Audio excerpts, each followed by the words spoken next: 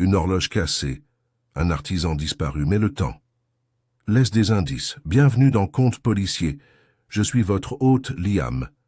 Dites-moi, d'où dans le monde vous rejoignez cette énigme?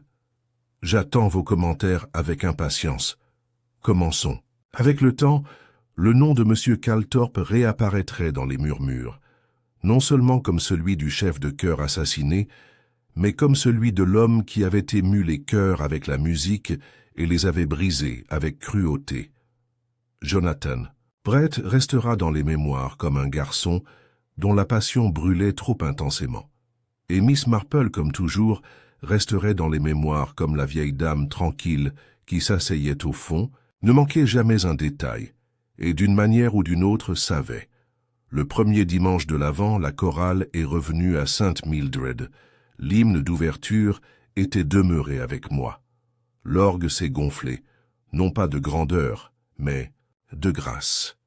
Et Miss Marple, assise à nouveau dans son banc préféré sous la fenêtre orientée au sud, s'autorisa une dernière pensée tandis que la musique emplissait la nef à est. Mallow-on-the-Glen était le genre de village que l'on trouve coincé entre les pages usées d'un vieux livre de contes. Des chaumières recouvertes de lierre, des roses trémières en fleurs et des secrets qui souriaient derrière des rideaux de dentelle. C'était le 3e jeudi de juin, et le soleil avait décidé de faire une apparition rare et pleine de fougue, drapant la verdure du village d'une chaleur dorée. Le thé d'été du Women's Institute battait son plein, des plateaux de scones et de crème caillée circulant entre des dames coiffées de chapeaux à large bord et des colonels à la retraite, discutant de bégonias avec une précision militaire. Miss Marple, vêtue d'un châle gris tourterelle et affichant son air habituel d'amusement discret, était assise à l'ombre d'un pommier noueux. Ses aiguilles à tricoter cliquetaient sans cesse, tandis qu'elle observait la réunion à travers le prisme discret d'un intérêt poli. Elle remarqua avec un léger plaisir que la confiture de fraises de Madame Tible avait une fois de plus remporté le premier prix, même s'il était de notoriété publique que Madame Tible utilisait de la pectine commerciale, un fait que personne n'osait mentionner à voix haute. Puis vint le bricoleur. Il arriva sans cérémonie, poussant une charrette délabrée chargée d'horloges de toutes formes et de toutes tailles, des pendules de cheminée, des horloges de carrosse, et même un de coucou cabossé qui semblait avoir été en guerre. L'homme lui-même était petit et nerveux, avec un visage tanné et des mains fines et habiles. Il avait une démarche traînante et un fort accent du Dorset, et il se faisait appeler Monsieur Josiah Flint. Depuis un mois, il faisait du porte-à-porte dans les villages côtiers, proposant des réparations pour une somme modique. Il était inoffensif, pensaient la plupart des gens, amusant même, et son travail était étrangement excellent. Il entra dans la garden party peu après 1 heure, saluant les dames avec un sourire narquois. « J'ai pensé déposer la pendule de cheminée de Lady Sedgwick. Je l'ai bien huilée. Elle ronronne comme un chat au soleil maintenant. » Lady Sedgwick, une veuve aux traits anguleux, aux ambitions de grandeur et à l'attrait pour le gin à des heures inopportunes, dissimulait à peine son dégoût. Elle ne l'avait pas invité, mais il aurait été mal vu de le dire à voix haute. Les dames du village ricanaient. Le colonel Arbuthnot marmonnait quelque chose à propos de arrivistes et de maudits itinérants. Pourtant, c'était ce genre de journée. Trop chaude pour un vrai conflit, trop agréable pour refuser un homme de métier. Puis, à 3h20 précises, le cri retentit.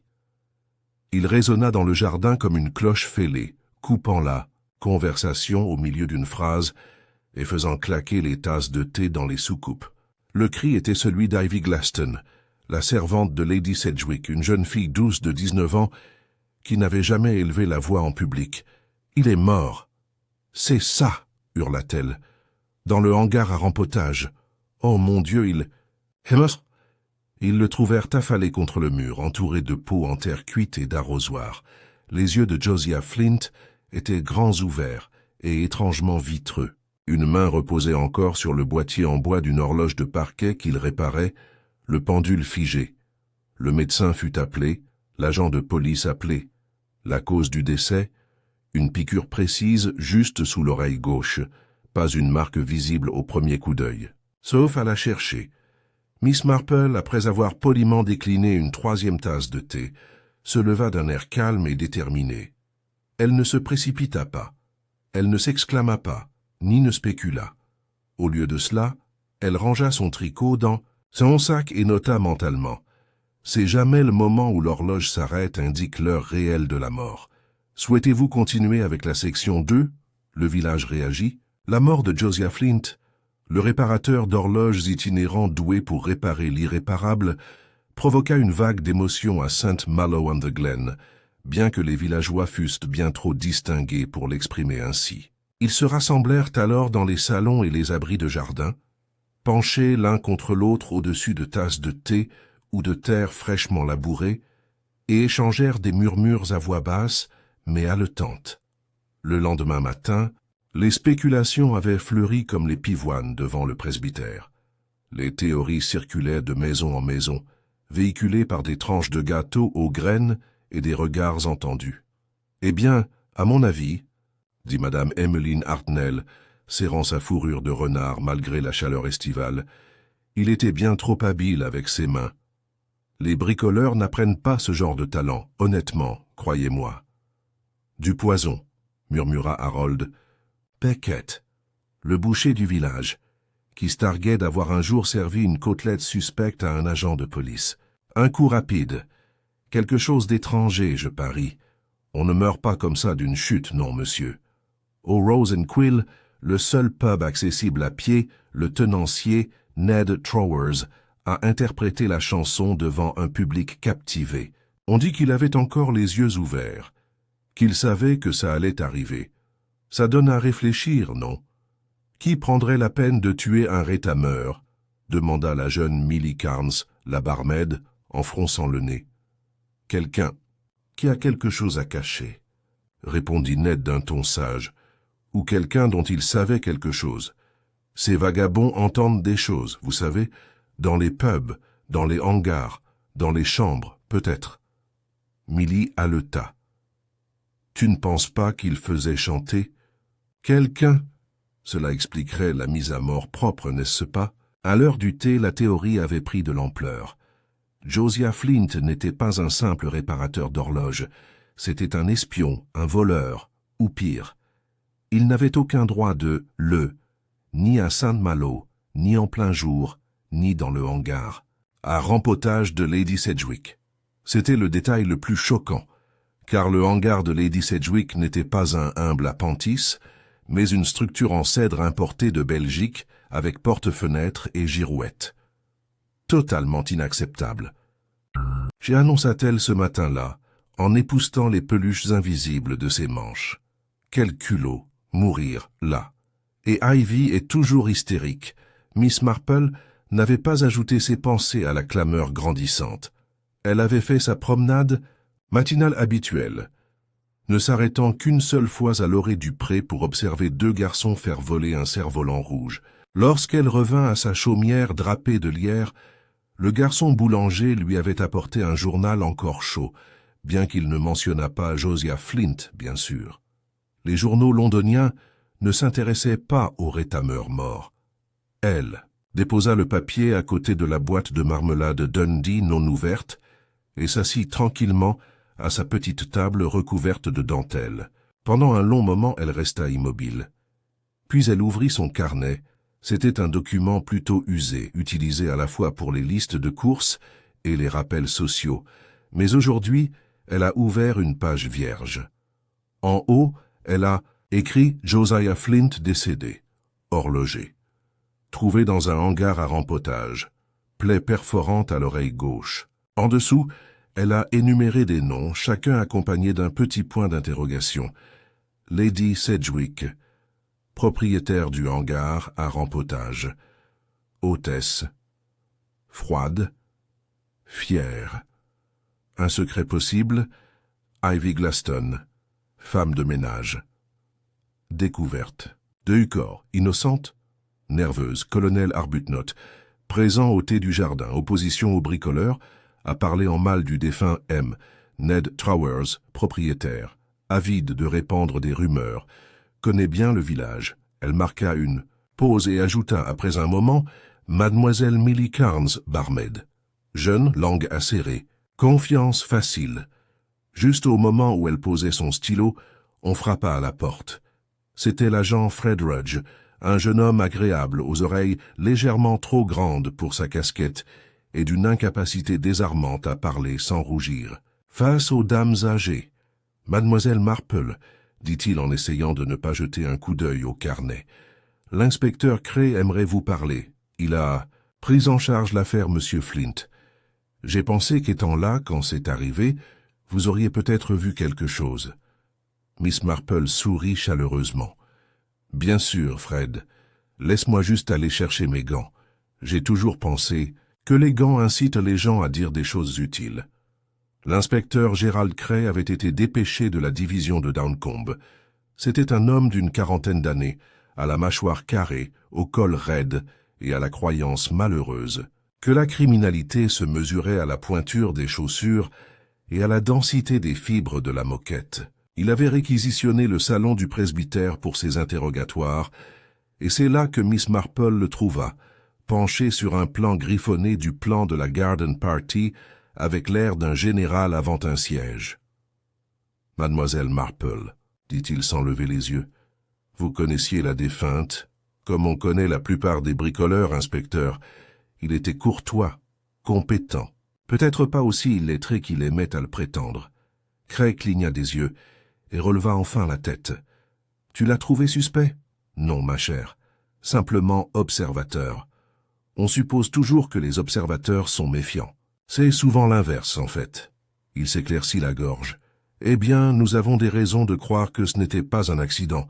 Quelque chose de pointu, de petit, à lame fine. Nous continuons de fouiller la zone. J'espère que vous avez vérifié le tonneau de pluie, » proposa Miss Marple. Un tonneau de pluie, celui à côté du hangar. Un endroit pratique pour jeter un objet compromettant. Et les objets mouillés sont si difficiles à repérer, tu ne trouves pas? Cray fronça les sourcils, griffonna une note et passa à autre chose. Diriez-vous que M. Flint avait des ennemis? Miss Marple croisa les mains. Oh, inspecteur, dans un village comme celui-ci, il n'est pas nécessaire d'avoir des ennemis pour être assassiné. Il suffit d'avoir entendu quelque chose de mal, ou de réparer la mauvaise horloge. « Une horloge ?» répéta-t-il. Elle fit un signe de tête vers le plan du jardin. « Vous avez sans doute vu celle dans la remise. Une horloge de parquet, celle de l'arrière-grand-père de Lady Sedgwick, je crois. Plutôt capricieuse. »« Et ? » ?»« Eh bien, dit-elle, doucement, je pense qu'il vaut toujours la peine de demander ce que quelqu'un pourrait avoir entendu, en réglant le mécanisme d'une vieille horloge, surtout si elle est située dans une structure aux parois minces. » Cray se pencha en arrière, incertain s'il avait reçu un indice ou un petit mot intelligent. Pendant ce temps, dans le calme du salon de Lady Sedgwick, Ivy Glaston sanglotait dans un mouchoir en lin, tandis que la maîtresse de maison la regardait avec une impatience fragile. « Tu as bu ton thé. Tu t'es reposé, inutile de continuer comme ça. Je ne voulais pas le trouver, » renifla Ivy. « Il était juste là, son visage tout... et l'heure tournait, mais pas vraiment. Et je l'ai fait. Il était gentil. Il a dit que j'avais des mains habiles. » Lady Sedgwick serra les lèvres. « Vous êtes une servante, Ivy. On attend d'elle des mains habiles. Trêve de bêtises. » Mais alors même qu'elle congédiait la jeune fille, son esprit ronronnait comme une horloge, qui se remet en marche. Ce matin-là, avant la fête, elle avait laissé Josiah Flint seule dans l'atelier avec le parquet Sedgwick. Elle avait eu l'intention de lui offrir un verre, un geste courtois, rien de plus. Mais il l'avait regardée d'un air étrange, avait dit quelque chose d'étrange au moment où elle se retournait pour partir. C'est drôle comme le temps en dit plus que les gens. Elle n'y avait pas vraiment pensé à l'époque. Maintenant, elle aurait aimé lui demander ce qu'il voulait dire. De retour à son cottage, Miss Marple se tenait près de la fenêtre de sa cuisine, le regard fixé sur un merle sautillant sous les rosiers. Elle ne savait pas encore qui avait tué Josiah Flint, mais elle avait le sentiment que le meurtre n'avait pas commencé dans la remise. Non, il avait commencé avant. Un murmure, une confession, un lapsus, point, et quelqu'un, quelque part, espérait que le silence pourrait être maintenu en arrêtant une horloge. Mais les horloges, Miss Marple le savait, avaient tendance à sonner à nouveau, surtout celles qui avaient été dérangées. Le village de St. Malo-on-the-Glen ne sombra pas tant dans la panique que dans une consternation polie. Dès le deuxième jour, le choc du meurtre de Josiah Flint s'était parfaitement intégré au rythme de la vie quotidienne. Le boulanger continua de pétrir sa pâte, même s'il la saupoudra d'un peu plus de farine que d'habitude. Les enfants reprirent leur jeu, bien qu'à portée de vue de leur mère, et Rupert, le chat tigré de Madame Finch, retourna bronzé sur le mur de la poste comme si de rien n'était. Mais Miss Marple a remarqué le changement. Oh oui, c'était dans la façon dont les gens marquaient une pause en parlant du rétameur, jetant des coups d'œil vers les portes avant de terminer leurs phrases. C'était dans la façon dont Ivy Glaston ne marchait plus seule l'après-midi, et dans la façon dont la cérémonie constitutionnelle matinale du colonel Arbuthnot se terminait désormais à 1 rue du domaine de Sedgwick. Et c'était surtout dans les yeux. La peur se manifeste surtout dans le regard, croyait Miss Marple. Non pas par des cris ou des évanouissements, mais par la façon dont les yeux trahissent un regard trop long sur une silhouette qui passe, ou se détourne lorsqu'une vérité dérangeante surgit. Ses propres yeux bleu pâle et encadrés par un doux nid de rides ne manquaient pas grand-chose.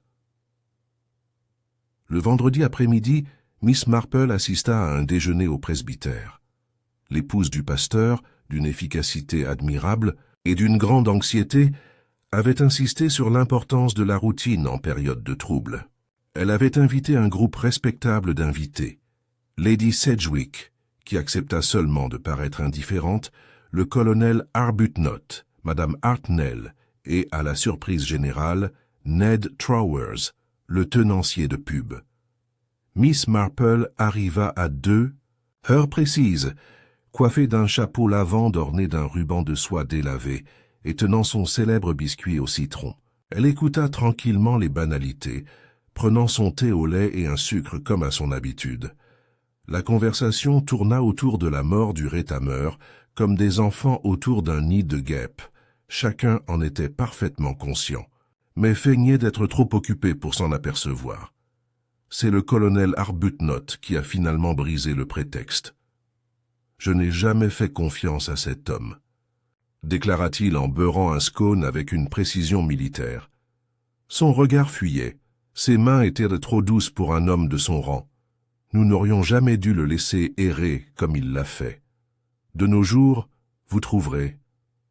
Beaucoup d'artisans aux mains douces, colonel, dit Miss Marple d'un ton doux. Les outils abîment moins la peau que les baïonnettes, après tout. Le colonel grogna. Je dis juste qu'il vaut mieux regarder près de chez nous. Cet homme n'avait rien à faire ici. Pourtant, quelqu'un l'a invité, dit Lady Sedgwick d'un ton sec. N'oublions pas qu'il était invité à la fête. Je n'ai pas objecté à sa présence. Madame Hartnell s'éclaircit la gorge.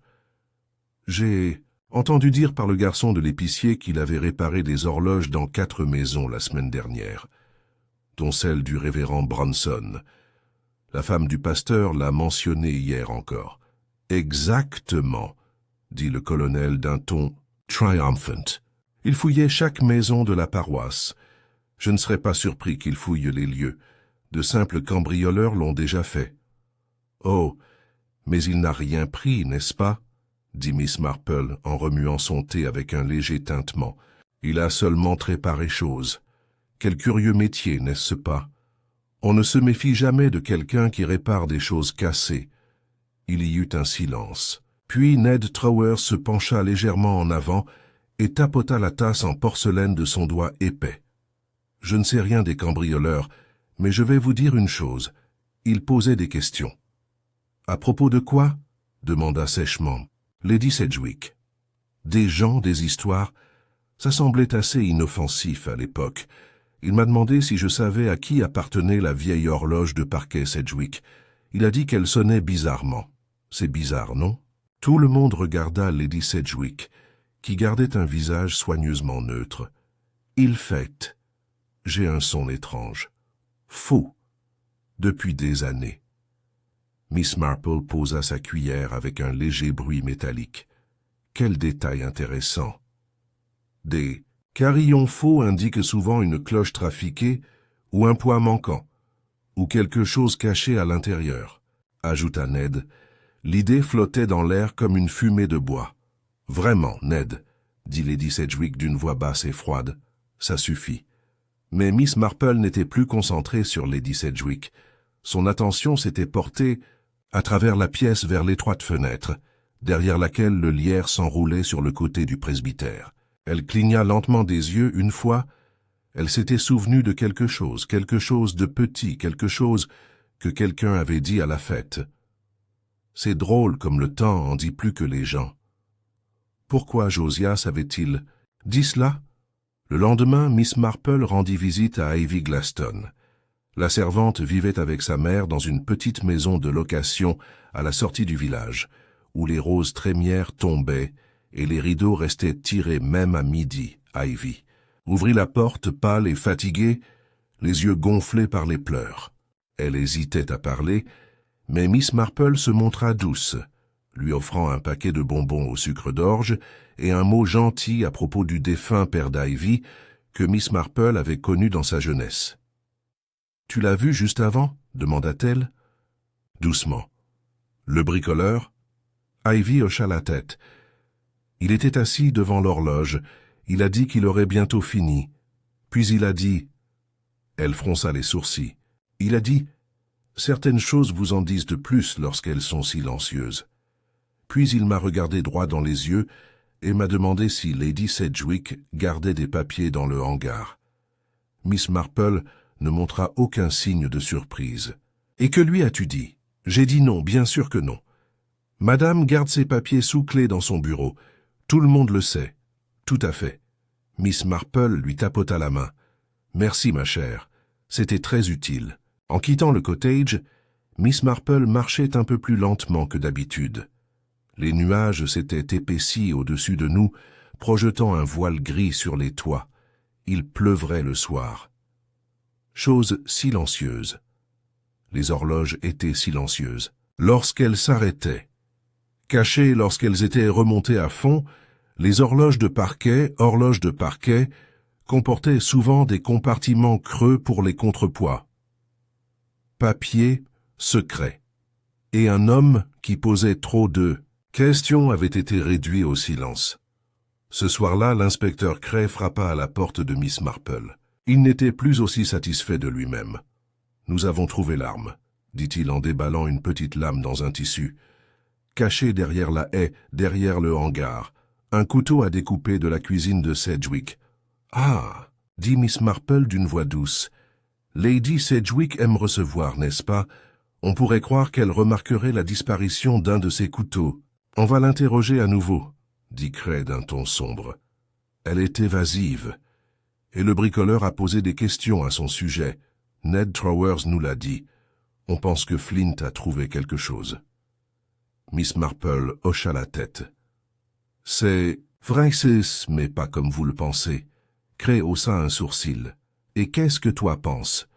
Je crois que quelqu'un a essayé de faire taire le temps. Mais ce qui est curieux avec les horloges, inspecteur, c'est qu'elles racontent toujours leur histoire, si vous écoutez attentivement.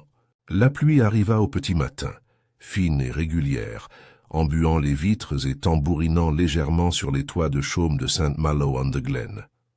La cloche de l'église sonna 6 heures, sa tonalité légèrement atténuée par l'humidité, et le village se réveilla avec une fraîche odeur de terre et quelque chose de bien moins réconfortant, la suspicion. À midi, l'inspecteur Cray avait fait son premier pas. Lady Sedgwick fut invitée à participer à l'enquête et fut montant dans la voiture du policier, vêtue d'un imperméable mauve et de gants bien trop fins pour le temps.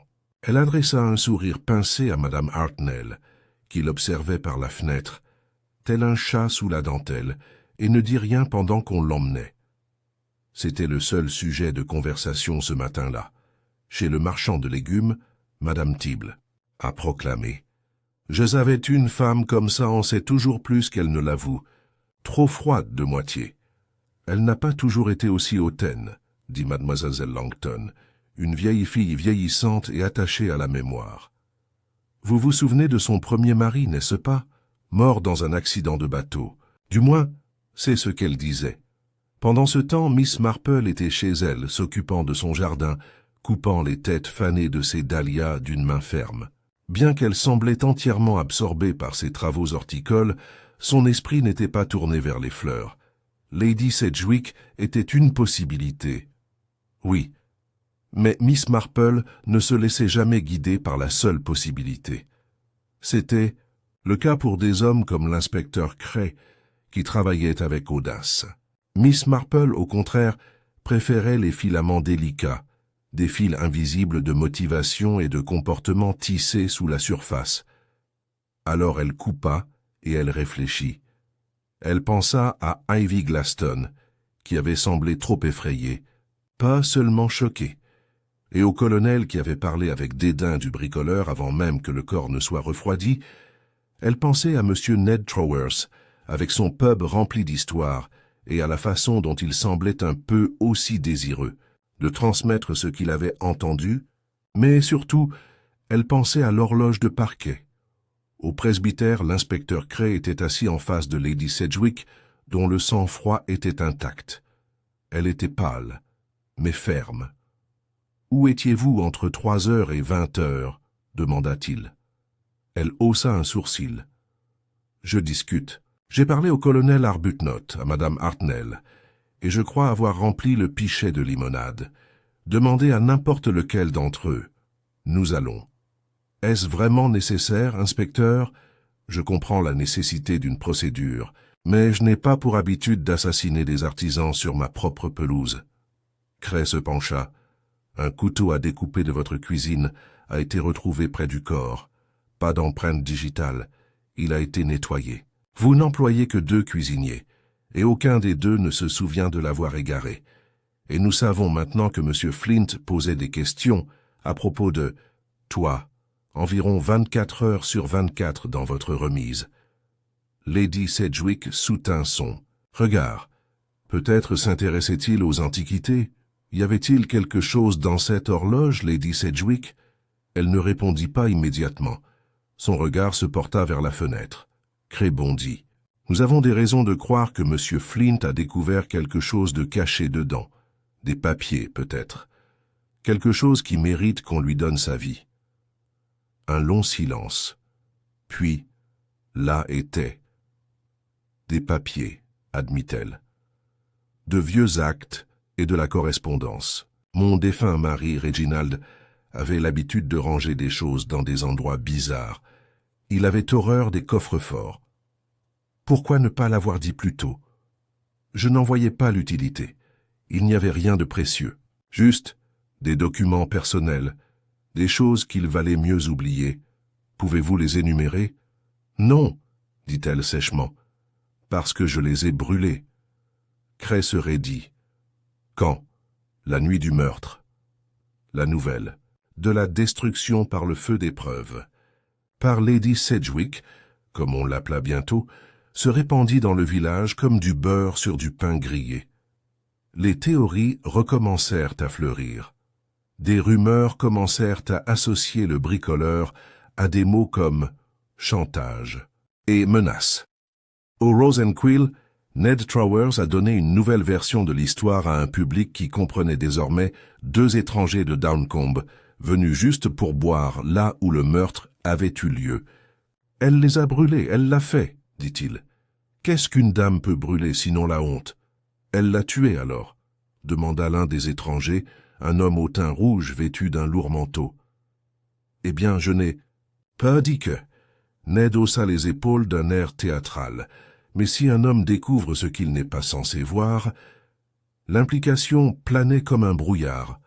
Le soir même, Miss Marple invita Ivy Glaston à prendre le thé. La jeune fille arriva hésitante mais flattée, et s'assit poliment tandis que Miss Marple versait de la sâme dans de la porcelaine fine.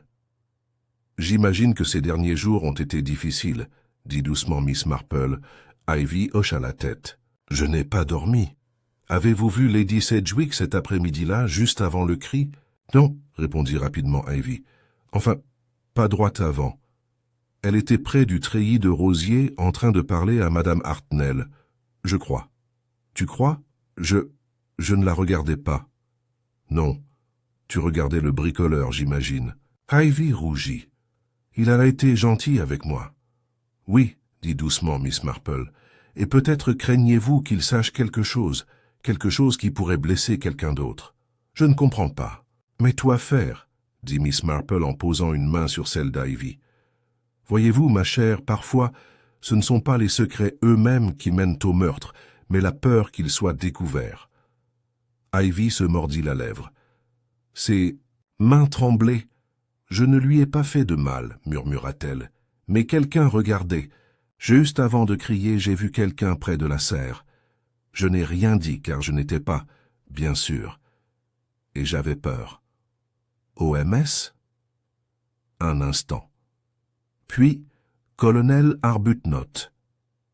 Plus tard dans la soirée, Miss Marple était assise près de la fenêtre de sa chambre, une bougie vacillant à côté d'elle. La pluie avait cessé, mais l'air était lourd, empreint d'attente. Elle songea au colonel Arbuthnot, son mépris pour les bricoleurs, sa présence près des lieux, sa distraction commode à la table de limonade, et, plus révélateur encore, sa rapidité de jugement. Les gens qui se précipitent pour blâmer les autres ont souvent quelque chose à détourner. Elle se tourna vers son carnet. Suspect, Lady Sedgwick. Il avait un mobile, documents, des moyens, le couteau et un comportement. Évasif, il a brûlé des preuves potentielles. Mais trop évident, colonel Arbuthnot, préjugé, proche, mentait sur sa localisation exacte. Était-il déjà lié à la famille Sedgwick par le biais d'un club de chasse, Ned Trawers? Il en sait trop tôt, trop pressé de façonner le récit. Qu'a-t-il à y gagner?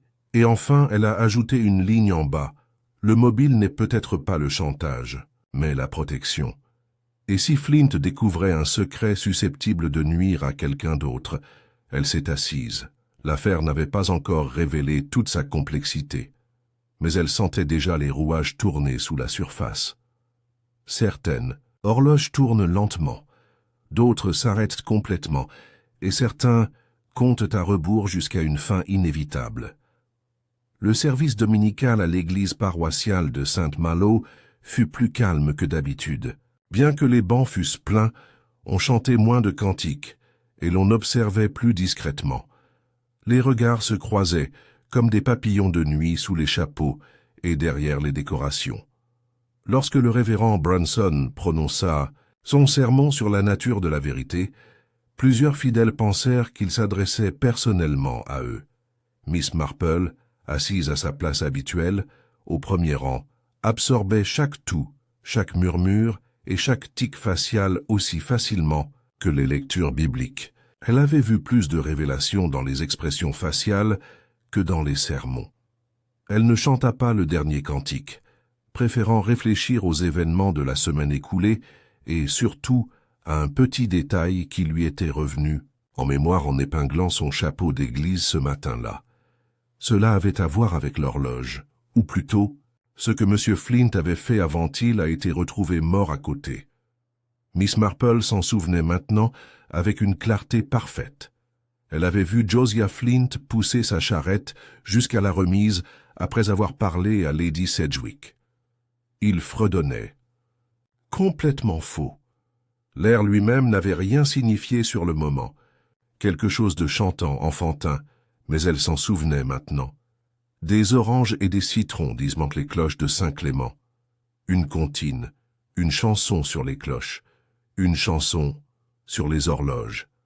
Son front se fronça, doucement, orange et citron, avec ses versets décrivant des exécutions à la fin.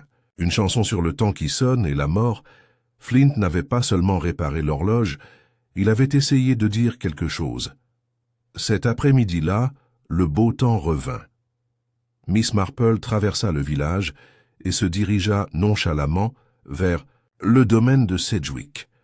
L'agent de police à la porte hocha la tête avec nervosité et la laissa passer. Il avait été prévenu des visites de Miss Marple. Il était plus facile de les autoriser que de tenter d'expliquer pourquoi il ne fallait pas. Elle se dirigea vers l'atelier de poterie. Le ruban adhésif de la scène de crime avait été retiré, mais l'intérieur portait encore des traces de perturbation, des marques à la craie sur le sol à l'endroit où le corps avait été retrouvé, une tache sombre qui avait résisté à l'enlèvement, et l'horloge de parquet, haute et solennelle, dont les aiguilles s'arrêtaient à 3h19 L. S'en est approché avec précaution. Le boîtier était en acajou magnifique, le pendule immobile. Miss Marple fouilla dans son sac à main et en sortit une paire de gants de coton blanc. Toujours utile, croyait-elle, et ouvrit doucement la porte de l'horloge. À l'intérieur se trouvait le mécanisme, des poids, des engrenages et un petit compartiment derrière le pendule oscillant. Elle pressa ses doigts contre le bois. Un panneau latéral céda légèrement sous la pression. « Ah !» murmura-t-elle. D'un mouvement prudent, elle fit glisser le panneau, révélant une cavité peu profonde, pas plus grande qu'une boîte à cigares, vide. Mais ce n'était pas le casse-toujours, l'endroit était trop propre. Ni poussière, ni toile. D'araignée, ni reste de mythe. Quelque chose s'y était déposé récemment, et quelqu'un l'avait enlevé brûlé peut-être, mais peut-être pas entièrement. Miss Marple examina les bords du panneau.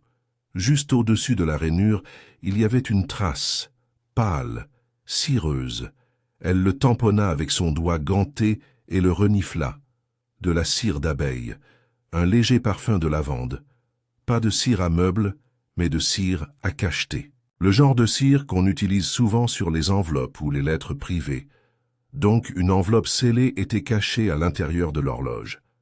Flint l'avait découverte, ou comptait la récupérer. Il avait été tué avant d'avoir pu agir sur son contenu, cela seul était révélateur. Elle ferma soigneusement l'horloge et sortit au soleil. L'inspecteur Cray était moins impressionné. « Un compartiment vide n'est pas un indice, Miss Marple, » dit-il lors de sa visite à la gare ce soir-là. « Si Flint a trouvé quelque chose là-bas, c'est perdu maintenant. Mais tu n'as pas demandé qui d'autre savait que c'était là, » répondit-elle en s'asseyant avec un sourire posé. Peu de gens sauraient ouvrir ce panneau caché, et peu d'entre eux avaient la motivation de protéger ce qu'il contenait. Cray haussa un sourcil. « Vous pointez toujours Lady Sedgwick ? Peut-être. Ou quelqu'un qui pensait elle avait quelque chose qui valait la peine d'être cachée. » Elle se pencha légèrement. « Je crois que M. Flint n'est pas tombé sur quelque chose par hasard. Je crois qu'il s'en doutait. Cette comptine qu'il fredonnait, c'était un message. Je crois qu'il essayait d'attirer l'attention sur l'horloge avant il est mort. » Cray parut sceptique, mais il nota cela dans son carnet. « Nous avons reparlé au colonel. Il prétend qu'il n'était pas près de la serre. Ivy Glaston a dû se tromper. »« Elle n'est pas du genre à mentir, » répondit Miss Marple, « sauf si elle est terrifiée. »« Et Ned Trawers. Quel motif aurait-il à voir ?»« Exactement, » dit-elle doucement. « Qu'est-ce que serait? Qu'est-ce qu'il gagne à détourner l'attention de quelqu'un ?» Au Rose and Quill, Ned Trawers tenait à nouveau la cour. « Regardez, » disait-il, « un client. Il l'a bien cherché. Il erre, il fouille où il ne faut pas. Certains reçoivent ce qui leur est dû. » Milly, la barmaid, lui lança un regard noir. « Il réparait juste des horloges. On dirait qu'il creusait des tombes. » Ned renifla. « Il fouillait dans de vieux trucs. Il a parlé du colonel, un jour, d'un accident de chasse. » Milly cligna des yeux.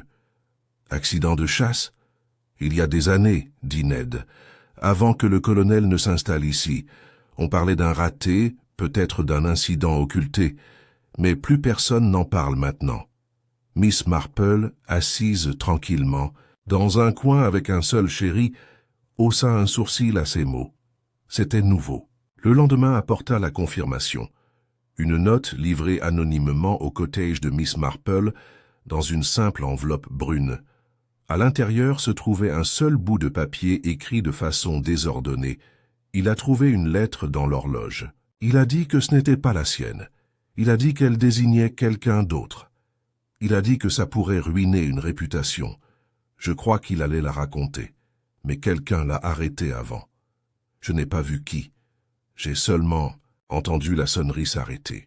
Pas de nom, pas de signature. Mais la vérité était là, voilée, effrayante.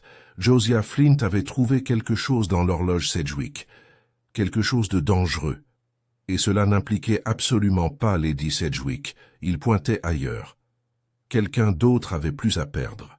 Quelqu'un dont le passé n'avait jamais été entièrement enterré. Miss Marple sirotait son thé en pensant au colonel, à un accident de chasse, aux secrets cachés dans des horloges de parquet et scellés dans de la cire, et de la manière particulière dont la peur transforme même les hommes les plus fiers en meurtriers.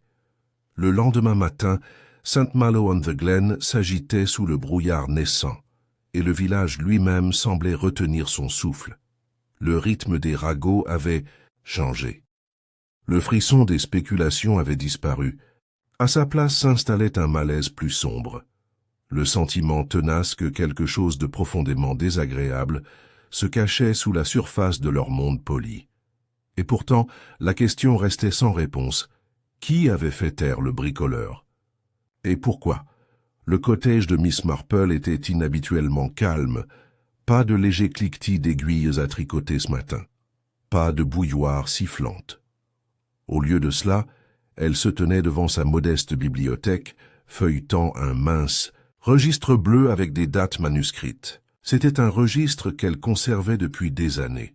Un simple recueil de notes sur les événements du village.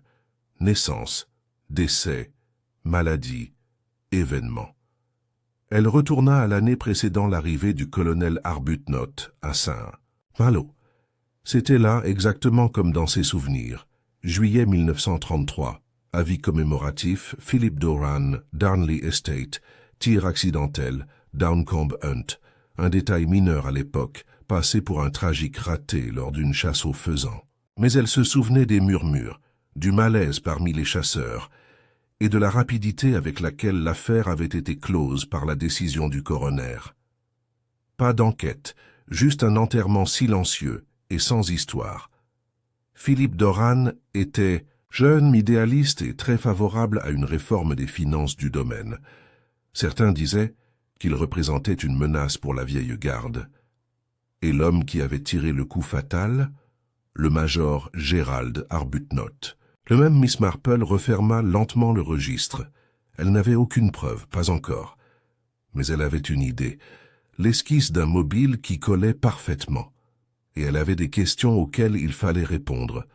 Elle trouva le colonel à son poste habituel du matin, nourrissant les pigeons sur le muret de pierre près du cimetière. Il inclina son chapeau avec raideur à son approche, dispersant une poignée de nourriture. « Mademoiselle Marple, dit-il, vous venez vérifier si la vieille relique respire encore ?» Elle sourit légèrement. « Vous avez un emploi du temps régulier, colonel. C'est une qualité que j'admire. L'ordre est la pierre angulaire de la civilisation. » Répondit-il. On ne le dirait pas vu ce foutu village ces derniers temps. Tout chuchotement et rideau qui tremble. C'est ridicule. Un meurtre a tendance à s'envenimer, dit-elle doucement. Même celui impliquant un simple bricoleur. Il ricana. Pas si humble celui-là. Il se mêle des affaires de tout le monde. En effet, dit-elle en scrutant son visage. Je me demande ce qu'il a découvert. Quelque chose de troublant peut-être? Il plissa les yeux. Vous perdez votre temps, Miss Marple. J'ai tout dit à la police. Je n'étais pas près du hangar. C'est drôle, dit-elle d'un ton léger. Ivy Glaston a mentionné avoir vu quelqu'un près de la serre, au moment du meurtre. Elle se trompait, rétorqua-t-il. Idiote, émotive. On ne peut pas compter sur des femmes comme ça, toujours en train de voir des choses. Et pourtant, continua doucement Miss Marple, elle est tout à fait certaine que c'était vous. Le colonel se retourna brusquement, la mâchoire serrée. Si vous avez quelque chose à m'accuser, dites-le franchement. Sinon, laissez-moi tranquille. Aucune accusation, dit-elle avec un sourire presque désolé. Simplement une observation. On se demande pourquoi vous avez tant voulu discréditer M. Flint avant même le début de l'enquête. Il la fusilla du regard. « Tu me crois capable de meurtre ?»« Je pense, » répondit-elle doucement, « que les gens sont prêts à tout pour enterrer le passé, surtout s'ils menacent la vie qu'ils ont construite dans le présent. » Miss Marple rentra chez elle, plongée dans ses pensées. Elle était désormais convaincue que la lettre cachée dans l'horloge Sedgwick n'appartenait pas du tout à Lady Sedgwick. Elle avait été cachée sur sa propriété, mais cela ne voulait pas dire qu'impliqués sont. Peut-être avait-il été placé là par quelqu'un d'autre, il y a longtemps, quelqu'un qui craignait qu'il ne réapparaisse un jour. Elle se souvint d'un commentaire de Ned Towers, selon lequel Flint avait mentionné le colonel et un accident de chasse. Flint avait dû lire la lettre, en tout ou en partie, et peut-être avait-il reconnu le nom de Philip Doran. Mais comment était-il arrivé? À l'horloge? Miss Marple avait besoin de quelqu'un qui habite chez les Sedgwick depuis des années. Quelqu'un qui avait vu et entendu des choses, mais qui n'avait guère de raison de parler. Elle avait besoin d'Ivy Glaston ouvrit la porte, pâle et plus maigre qu'auparavant. Son regard parcourut nerveusement Miss Marple avant de la laisser entrer. « Je ne sais rien, » dit-elle aussitôt. « Mets-toi faire, ma chère, » répondit Miss Marple en s'installant au bord d'un fauteuil rigide. « Tu savais que le bricoleur avait trouvé quelque chose dans l'horloge. Tu savais qu'il allait le révéler. Et tu sais comment c'est arrivé là. » Ivy resta figée, la bouche tremblante. « Je ne l'ai pas mis là, » murmura-t-elle. « Non, mais tu as vu quelqu'un qui l'a fait. » Ivy s'effondra sur une chaise, le visage entre les mains. « Je n'étais pas censé voir. C'était il y a des années. Je cirais le sol devant le bureau. Il est entré. Le colonel Arbuthnot. Il n'habitait pas ici à l'époque, pas vraiment. Il rendait juste visite à Lady Sedgwick de temps en temps. Je l'ai vu glisser quelque chose dans l'horloge. Un paquet. Des lettres. Je pensais que ce n'était rien. Et tu n'en as jamais parlé à personne? Je n'étais qu'une servante. Qu'est-ce que j'en savais? Il a dit que Lady Sedgwick voulait les garder en sécurité, mais je savais qu'elle ne l'avait pas fait. Elle nous avait dit de ne jamais toucher à l'horloge, qu'elle appartenait à son mari, et après la mort de M. Doran, il y a eu des rumeurs. J'ai entendu des choses au village, mais je n'ai jamais rien su, savais. Jusqu'à M. Flint. Ivy hocha la tête. Il l'a trouvé. Il m'a montré un extrait de lettre, un nom. Il disait qu'il allait parler à quelqu'un. Peut-être, à toi. Mais ensuite, il était mort. Armée de cette nouvelle compréhension, Miss Marple retourna une fois de plus auprès de l'inspecteur Cray. « Je crois que le meurtre trouve son origine dans une histoire plus ancienne que nous. Ne l'imaginions, » lui dit-elle. « Cela remonte à la mort de Philip Doran et à une lettre cachée des années auparavant par le colonel Arbuthnot, une lettre qui l'implique dans quelque chose qui n'est pas entièrement accidentel. » Cray se frotta le menton. « Vous dites que le colonel a tué Doran et que Flint a ensuite trouvé des preuves. C'est bien sa forme, oui. Flint a trouvé la lettre, a compris son importance et a peut-être commis l'erreur de s'adresser à la mauvaise personne. Ou peut-être a-t-il simplement implicité ce qu'il savait. Et le colonel l'a tué pour le faire taire. Je le crois. Mais vous aurez besoin de la lettre pour le prouver. Je suggère de fouiller la maison du colonel. S'il ne l'avait pas incendiée, il l'aurait cachée à nouveau, dans un endroit où lui seul aurait confiance. La recherche a été menée cet après-midi-là. Cela n'a pas pris longtemps. Caché derrière un faux panneau à la base d'un buffet en acajou, ironiquement, une pièce achetée chez le même antiquaire que l'horloge, les hommes de l'inspecteur Cray découvrirent une liasse de lettres enveloppées dans une ficelle délavée. Parmi elles, une confession signée de Philip Doran accusant le major Arbuthnot de manipuler les finances de la succession et de menacer de démasquer le suspect. La dernière lettre, datée de quelques jours seulement avant l'accident de chasse, se terminait sur une note glaçante. Si je disparais, ce ne sera pas la faute du hasard, mais celle d'un proche. J'espère dans ce cas que cette lettre trouvera un lecteur assez courageux pour faire éclater la vérité. C'était le cas, mais pas à temps pour Josiah Flint. Le colonel Arbuthnot fut arrêté discrètement.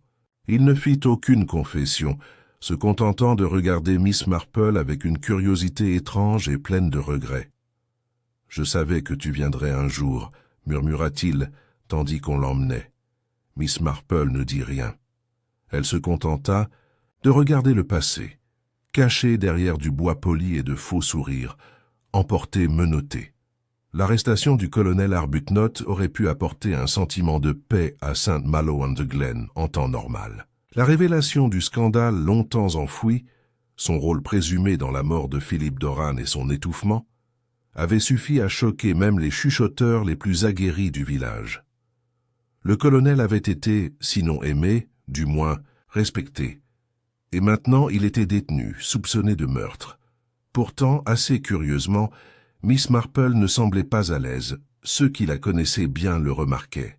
Elle continuait à aller au cimetière avec son tricot, à acheter son demi-pain habituel chez le boulanger, mais une légère crispation se faisait sentir dans sa bouche, une hésitation inhabituelle dans son regard, comme si son esprit s'était mis à tourner en rond dans un état qui refusait de se stabiliser, parce que quelque chose était désactivé. En apparence, les faits s'alignaient parfaitement, trop parfaitement. Le colonel Arbuthnot avait un mobile, son passé avec Doran, le contenu de la lettre l'impliquant, la peur d'être démasqué. Il en avait eu l'occasion. Il avait été témoin près de la serre au moment du meurtre. Et il y avait un lien. Ivy l'avait vu placer un paquet dans l'horloge de Sedgwick des années auparavant. Mais il y avait un détail que Miss Marple ne pouvait ignorer. Josiah Flint n'avait révélé à personne ce qu'il avait découvert. Pas publiquement. Il avait montré à Ivy un extrait de lettre, certes. Il avait laissé entendre un nom. Mais il n'avait pas fait de scène. Il n'avait confronté personne directement. Il prévoyait, discrètement, de parler à quelqu'un, peut-être Miss Marple, peut-être aux autorités, ce qui signifiait que sa découverte n'était connue que de quelques privilégiés. Et encore, quelqu'un avait agi avec rapidité et précision pour le faire taire. Le colonel avait toutes les raisons d'être nerveux, certes, mais Miss Marple l'avait toujours trouvé plus fanfaron que rusé. Tuer Flint en pleine fête, sur la propriété d'autrui avec un couteau de cuisine, ce n'était pas l'œuvre d'un homme désespéré, mais celle d'un prudentune, précis, calculé, trop calculateur pour un homme comme Arbuthnot. Et il y avait autre chose, l'enveloppe. Les résidus de cire à cacheter qu'elle avait trouvés dans l'horloge sentaient la lavande. C'était rare. Un détail. Mais elle s'en souvenait maintenant. Elle avait un jour fait un commentaire sur cette odeur à Millie Carnes, la serveuse du Rose and Quill, alors qu'elle récupérait un colis. « Oh, c'est de Lady Sedgwick », avait dit Millie en lui tendant une missive. « Elle scelle tout avec cette cire. Ça vient de France, dit-elle. Des champs de lavande en Provence. Et si la cire venait de Lady Sedgwick, alors peut-être que la lettre n'avait pas été placée par le colonel. Elle est retournée au domaine de Sedgwick, apparemment pour présenter ses condoléances au sujet du scandale en cours et prendre des nouvelles d'Ivy. Mais son véritable objectif était bien plus délibéré. Lady Sedgwick était assise dans son salon, un cognac à la main, les yeux ternes de fatigue, et d'autre chose, du soulagement. « Comment vas-tu, ma chère ?» demanda doucement Miss Marple en retirant ses gants. Lady Sedgwick esquissa un sourire cassant. « Je devrais plutôt dire « aussi bien qu'on peut l'espérer ». C'est plutôt sordide, n'est-ce pas? Vous connaissez le colonel depuis longtemps. Trop long. Sa voix se calma. Je le croyais autrefois honorable. Il avait du charme autrefois. Mais le charme, comme vous le savez, n'est qu'un costume pour certains hommes. Tu dois être soulagé que ce soit fini alors. Lady Sedgwick fit tournoyer le cognac. Soulagé? Peut-être. Mais je ne peux m'empêcher de me sentir idiote. Qu'il ait utilisé ma maison, ma horloge, comme une cachette, Miss Marple. Sirotait son thé qu'Ivy venait d'apporter. « C'est bizarre, dit-elle d'un ton léger. Voyez-vous, je ne crois pas qu'il l'ait fait. » Le verre s'arrêta en plein vol. « Pardon ? Je crois toi. C'est ce qui a placé ces lettres dans l'horloge, et non le colonel Arbuthnot. » Il y eut un long silence immobile. « C'est une accusation audacieuse. » « Non, non, ce n'est pas une accusation, juste une observation. Voyez-vous le résidu de cire que j'ai trouvé, l'odeur de lavande, c'est la même cire que vous utilisez depuis des années. J'ai moi-même reçu des lettres de vous, scellées avec. Mais le colonel, je doute qu'il ait distingué un cachet de cire d'un timbre-poste. » Lady Sedgwick baissa lentement son cognac. « Vous êtes très observateur. Merci. C'est une qualité que je trouve utile. Mais ce qui m'intrigue, c'est pourquoi, si vous craignez le contenu de ces lettres, vous ne les avez pas simplement détruites il y a des années. »« J'y ai réfléchi, » dit-elle doucement. « Je les ai retrouvées peu après la mort de Reginald. Je crois qu'il les avait conservées. Lui et Philippe Doran avaient été proches autrefois, mais Philippe était devenu lassant, trop plein d'idées. Il allait tout dénoncer, Reginald, Arbuthnot, les autres membres du réseau de la succession. Je pense que Reginald était au courant. Et vous les avez cachés pour protéger votre mari. Je les ai cachés, dit-elle, parce qu'elle pouvait tout ruiner. Pas seulement le nom de mon mari, mais aussi la réputation de la famille. L'héritage Sedgwick. Cette maison, ce domaine, ça veut dire quelque chose, Miss Marple.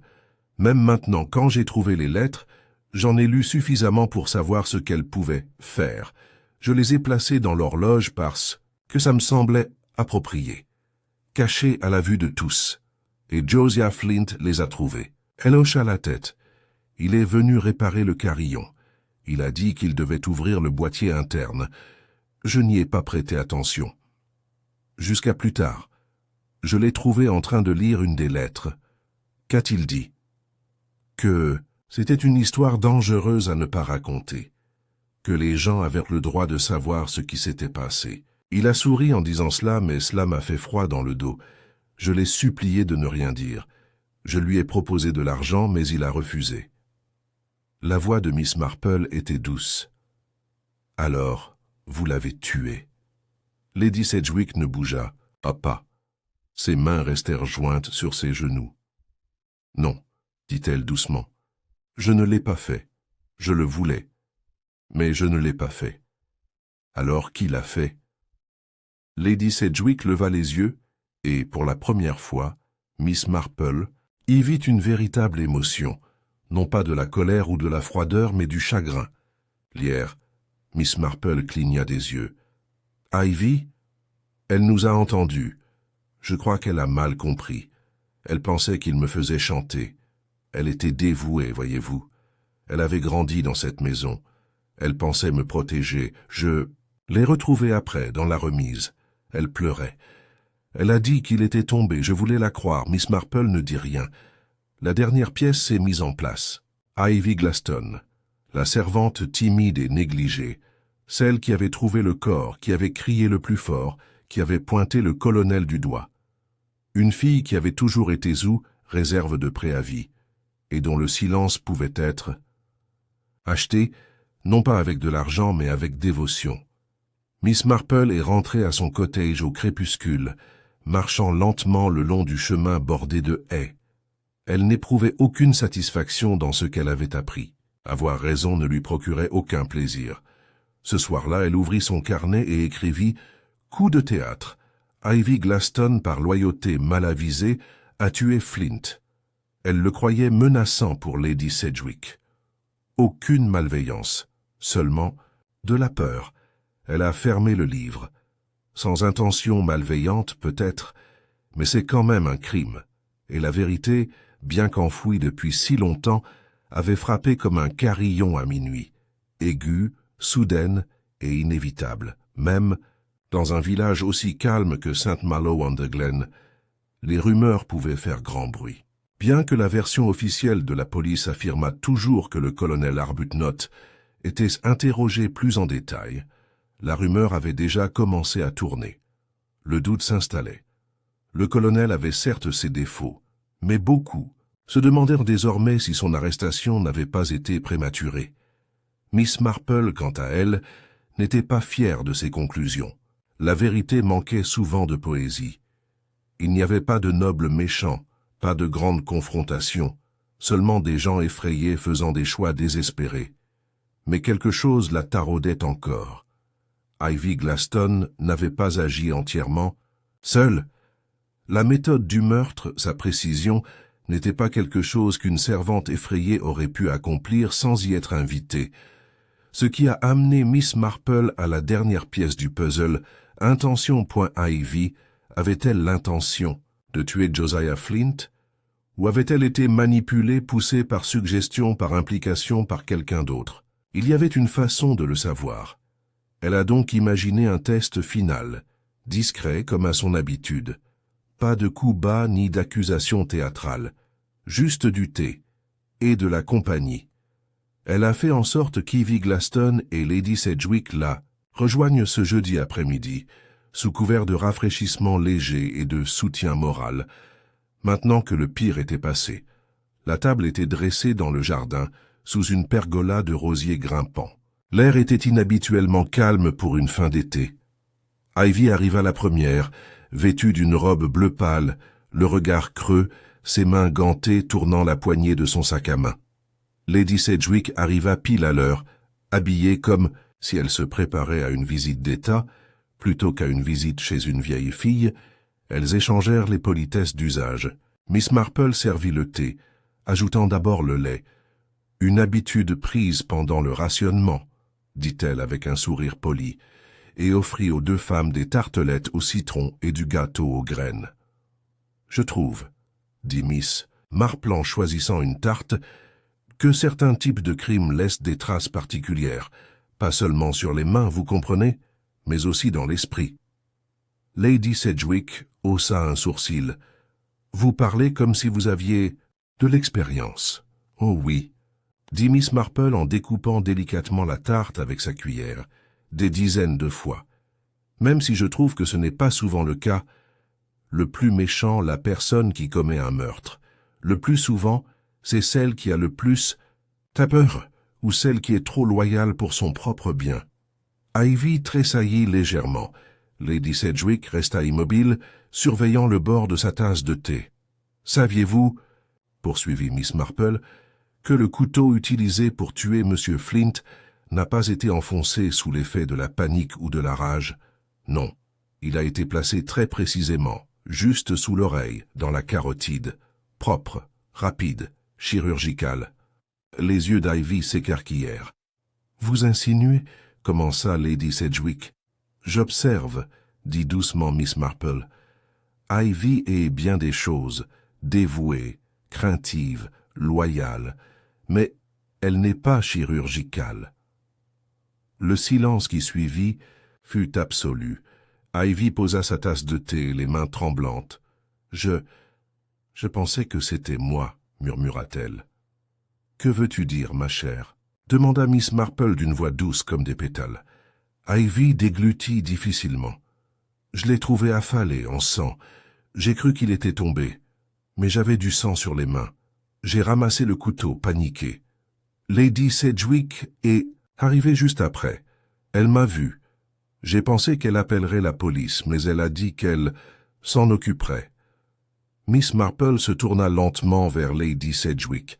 Le visage de la veuve s'était durci, mais elle n'avait plus froid. Elle était seulement épuisée. « Tu n'allais jamais laisser cette lettre sortir, n'est-ce pas ?» demanda Miss Marple à voix basse. « Non, » dit-elle, « parce que cela ne condamnait pas seulement le colonel, cela impliquait mon mari. Reginald était impliqué dans tout ça. La fraude, la dissimulation. Philippe Doran menaçait de les dénoncer. Les lettres auraient entraîné la famille dans la disgrâce. Alors tu as dit à Flint que tu achèterais son silence. Je lui ai demandé de me remettre les lettres. Il a refusé. Et puis, j'ai essayé de le raisonner. Il était têtu. Il a dit qu'il te dirait tout avant la tombée de la nuit. Alors, oui, j'ai frappé. J'ai dit à Ivy que je m'en occuperais, et je l'ai fait. J'ai nettoyé ce que j'ai pu. Elle pensait avoir fait quelque chose de terrible, et je l'ai laissé y croire, parce que ça me convenait. Une longue pause s'ensuivit. La cuillère de Miss Marple était restée intacte à côté de son assiette. « Je pense souvent, dit-elle enfin, que le meurtre révèle très peu de choses sur la victime, mais tout sur le meurtrier. Vous n'êtes pas une femme méchante, Lady Sedgwick, mais vous êtes une femme effrayée, et l'orgueil mêlé à la peur peut être mortel. » Lady Sedgwick tendit la main vers ses gants, son visage indéchiffrable. « Allez-vous le dire à l'inspecteur ?» La voix de Miss Marple était presque gentille. « Je l'ai déjà fait. » Plus tard dans la soirée, Ivy fut discrètement lavée de tout soupçon. Le sang sur ses mains provenait d'avoir touché le corps dans sa panique. Ses aveux n'avaient jamais été complets, jamais pleinement crus, sauf par elle-même. C'était Lady Sedgwick qui avait manié la lame, agi avec détermination, réduit au silence l'homme qui avait découvert ce qu'elle avait enterré. L'inspecteur Cray, bien que réticent à admettre ses erreurs, autorisa la libération du colonel et fit arrêter Lady Sedgwick pour obstruction et meurtre. Le village fut à nouveau sous le choc, et c'est peut-être ce revirement, plus que le crime lui-même, qui les déstabilisa. Ils avaient accru, puis cessé de croire, puis recroyaient aux mauvaises personnes, encore et encore. Seule Miss Marple semblait impassible. « La vérité, dit-elle à la femme du vicaire autour d'un thé, tient rarement à un seul fil. C'est plutôt une broderie. Il faut prendre du recul pour voir l'ensemble. » Et ainsi le mystère de la mort du rétameur fut résolu. Josiah Flint, homme d'horlogerie et de secret, avait découvert la mauvaise vérité au mauvais moment. Non pas par stupidité, mais parce qu'il se souciait trop de réparer les torts. Il avait payé le prix. Mais le village se souviendrait de lui différemment désormais. Non pas comme d'un vagabond anonyme, mais comme celui qui a fait remonter le temps et sonner la cloche là où elle était autrefois silencieuse. Une semaine après l'arrestation de Lady Sedgwick, les roses refleurissaient avec une ardeur particulière, comme si la nature avait décidé que le village méritait au moins une agréable distraction. St. Malo-on-the-Glen, bien que secoué, avait commencé à retrouver son rythme. Le sifflet du facteur, la cloche de l'épicier, le léger bruissement des bancs à l'office du matin. Mais sous la surface, le village ne serait plus jamais tout à fait le même. Le meurtre de Josiah Flint avait brisé le vernis de civilité pastorale qui enveloppait St. Malo comme du lierre sur la pierre. Il avait révélé la fragilité de la réputation, le poids des secrets et la simple vérité qu'aucun lieu, aussi pittoresque soit-il, n'était à l'abri des tragédies du cœur humain. Miss Marple, quant à elle, restait discrète au milieu des travaux de reconstruction. Elle ne jubilait pas et ne s'attardait pas là où d'autres auraient pu le faire. Mais il était temps, elle le savait, de parler franchement. Non pas aux journaux, qui, comme prévu, n'avaient envoyé personne, ni à l'inspecteur Cray, qui, malgré une certaine résistance initiale, avait appris à apprécier sa perspicacité, mais au village lui-même. C'est la femme du vicaire, comme toujours, qui a fourni la scène appropriée. Un rassemblement modeste fut organisé dans la salle paroissiale, un thé de remerciement, officiellement en hommage au succès de la collecte de fonds estivale du Women's Institute. Mais chacun comprenait la véritable raison de la venue, entendre ce qui s'était réellement passé, l'entendre de la bouche même de Miss Marple. Elle n'a pas déçu. Vêtue d'une robe bleu poudre aux poignets de dentelle et coiffée de son plus beau chapeau, un élégant chapeau de paille orné d'un ruban myosotis, Miss Marple se tenait près. De l'infuseur à thé et s'éclaircit la gorge en silence. Les conversations s'éteignaient comme des pétales au vent. « Je n'ai pas l'habitude des discours, » dit-elle en souriant, « et je ne prétends pas comprendre la moitié des raisons qui poussent les gens à tirer leurs conclusions. Mais j'ai toujours pensé que la vérité, comme le thé, est meilleure lorsqu'elle est encore chaude. » Il y eut des rires. Encouragée, elle poursuivit. « Il est désormais établi que Lady Sedgwick est responsable de la mort de M. Flint, mais je pense qu'il est important que nous comprenions pourquoi et comment nous avons tous, d'une manière ou d'une autre, joué un rôle, ne serait-ce que parce que nous avons choisi de ne pas voir. » Elle l'a poignardé, n'est-ce pas? Elsa, murmura quelqu'un. Miss Marple hocha la tête. Elle l'a fait. Mais l'histoire ne commence pas là. Elle commence il y a de nombreuses années, avec la mort d'un jeune homme nommé Philippe Doran. Il y eut maintenant des murmures. Certains se souvenant, d'autres feignant l'ignorance. Doran avait l'intention de dénoncer les malversations financières du domaine de Darnley. Le défunt mari de Lady Sedgwick, Reginald, et le colonel Arbuthnot étaient tous deux impliqués. Mais avant que M. Doran ne puisse s'exprimer publiquement, il est décédé dans ce qui a été officiellement déclaré comme un accident de chasse. Miss Marple marqua une pause, laissant les mots pénétrer son esprit. Mais Reginald Sedgwick conserva les lettres de Doran, peut-être par protection, peut-être par culpabilité. Après sa mort, Lady Sedgwick les retrouva et choisit de les cacher dans le seul endroit où personne ne les regarderait de trop près, son horloge de parquet. « Pourquoi ne pas les brûler tout de suite ?» demanda Ned Towers, les bras croisés, dans le dos. « Parce que la peur joue avec la conscience », répondit simplement Miss Marple. « Parfois, cacher une vérité semble plus sûr que la détruire, comme si un jour on pouvait avoir besoin de la retrouver. » Elle regarda autour d'elle. Monsieur Flint, en tant que bricoleur, était plus qu'un simple réparateur. C'était un observateur, et il a trouvé les lettres, peut-être par accident, peut-être volontairement. Mais une fois qu'il en a vu le contenu, il a su qu'il fallait le révéler. Mademoiselle Langton serrait fermement son sac à main. Il allait le dire à quelqu'un? Oui, je crois qu'il avait l'intention de me parler. Il a peut-être senti que je l'écouterais sans le juger. Mais il s'est d'abord confié en partie à Ivy Glaston. À ces mots, toutes les têtes se tournèrent vers Ivy, assise près de la table à thé pâle mais posée. « Elle a mal compris, » dit gentiment Miss Marple. Elle croyait qu'il voulait du mal à Lady Sedgwick, et Lady Sedgwick le lui laissait. Croire. Lorsque le meurtre a eu lieu, Ivy a découvert le corps quelques instants plus tard et s'est crue responsable. Lady Sedgwick l'a laissé porter cette culpabilité jusqu'au bout. La pièce était silencieuse. Ce n'est qu'en réfléchissant à la méthode employée, précise sans panique, que j'ai compris qu'il ne pouvait s'agir d'Ivy. Le tueur a frappé avec détermination et habileté. Et lorsque j'ai remarqué la cire à cacheter parfumée à la lavande à l'intérieur de l'horloge, j'ai compris qu'il avait placé quelque chose à l'intérieur en dernier. Elle a laissé le colonel prendre la responsabilité, dit doucement Madame Hartnell. Miss Marple hocha la tête. Lady Sedgwick craignait qu'une fois les lettres dévoilées, elles ne détruisent non seulement la réputation de son mari, mais aussi sa propre place dans le monde. Elle a agi pour protéger ce qui lui restait.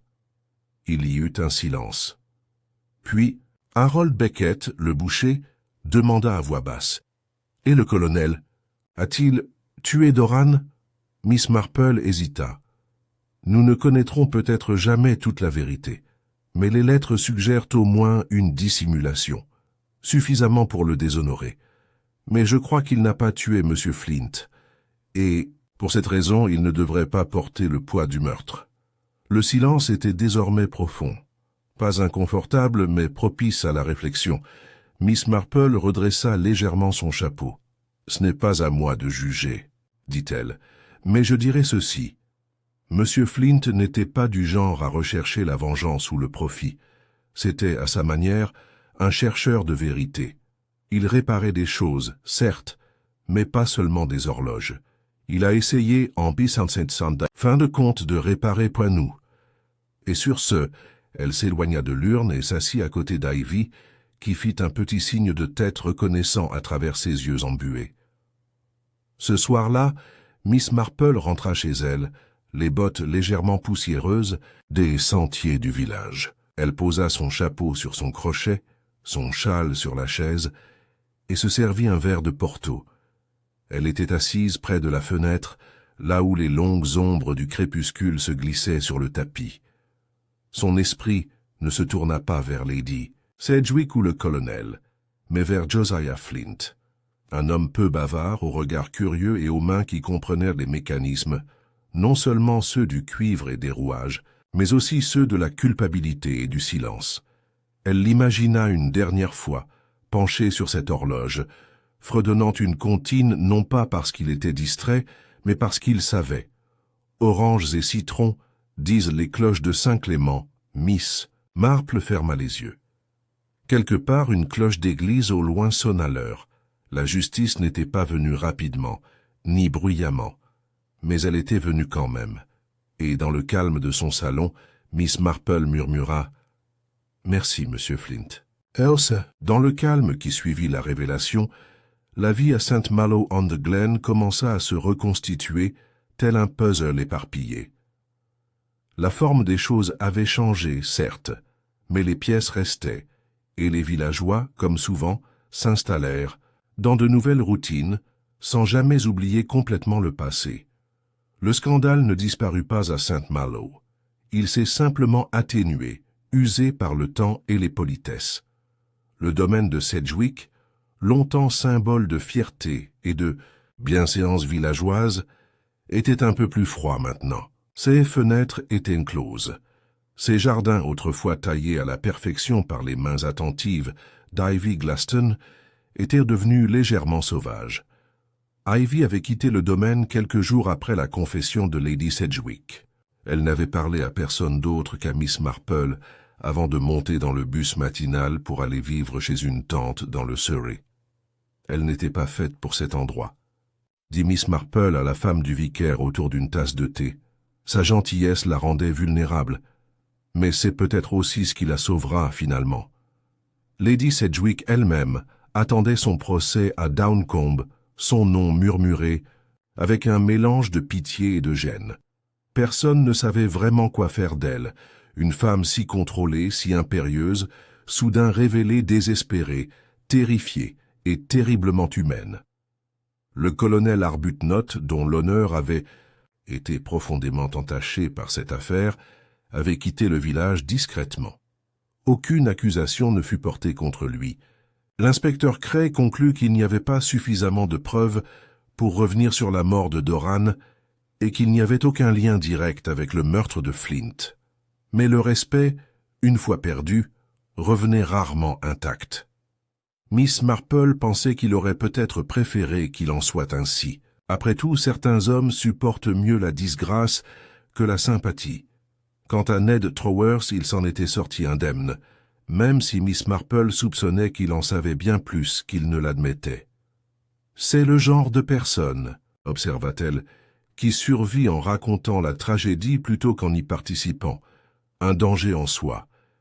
Mais l'histoire ne s'est pas terminée par des punitions ou des départs. Elle s'est terminée, comme toute bonne histoire, par une réflexion.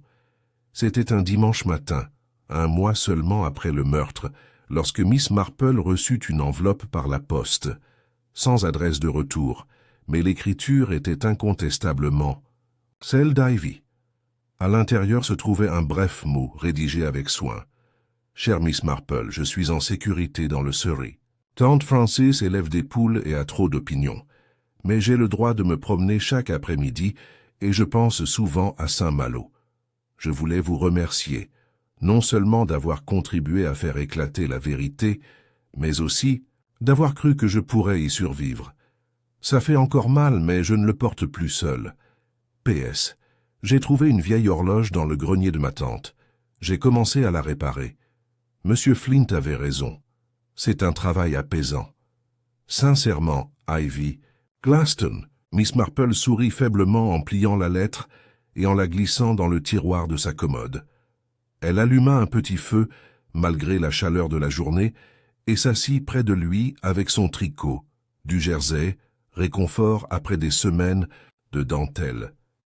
Elle pensait alors à Josiah Flint, non pas comme à une victime, mais comme à un catalyseur, un homme qui était entré dans leur village avec rien d'autre qu'un chariot d'horloge et un don pour l'écoute, et qui, à Santisot, la fin avait remonté le ressort qui révélait tout. Ce n'était ni une vengeance, ni un vol, ni de la folie. Juste la vérité. C'était souvent ce qui dérangeait le plus les gens.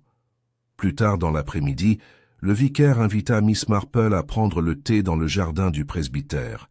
Les sandwichs au concombre étaient légèrement secs et le biscuit Victoria bien trop sucré, mais la compagnie était agréable. « C'est toujours étrange, » dit-il en versant le thé, « d'être passé si vite d'un village paisible à un meurtre et un scandale. On ne peut s'empêcher de se demander « Combien de secrets portons-nous tous ?» Miss Marple, versant délicatement du sucre dans sa tasse, eut un petit rire. « Oh, des dizaines, mais la plupart sont parfaitement inoffensifs. Une affection mâle. Placée, une dette cachée, une erreur de jeunesse. Ce n'est que lorsque les secrets commencent à peser sur le présent qu'ils causent des problèmes. Penses-tu que nous serons à nouveau les mêmes un jour? Non, dit-elle, sans méchanceté. Mais je pense que nous serons quelque chose mieux la conscience, cher vicaire, et le terreau du jardinage moral. Nous devrions tous nous tailler un peu plus honnêtement maintenant. Il en rit, mais avec une pointe d'inconfort. Alors qu'il terminait, leur thé, une brise balaya le jardin et caressa doucement les pages d'un recueil de cantiques posé sur le banc de pierre. Le regard de Miss Marple remarqua une phrase « Et le temps ne sera plus ». C'est approprié, pensa-t-elle. Le temps était au cœur de tout. Des horloges qui s'arrêtaient, des secrets qui tic-taquaient en silence, une histoire cachée dans le laiton et le chêne. À l'approche du crépuscule, Miss Marple retourna à son cottage. Les jardinières brillaient de géraniums et l'air sentait l'herbe coupée. Elle ouvrit la fenêtre de son salon et tendit l'oreille. Au loin, une horloge sonnait 6 heures. Un son régulier et fiable. Mais Miss Marple souriait intérieurement, non pas à cause de l'heure qu'elle marquait, mais à cause de ce qu'elle représentait.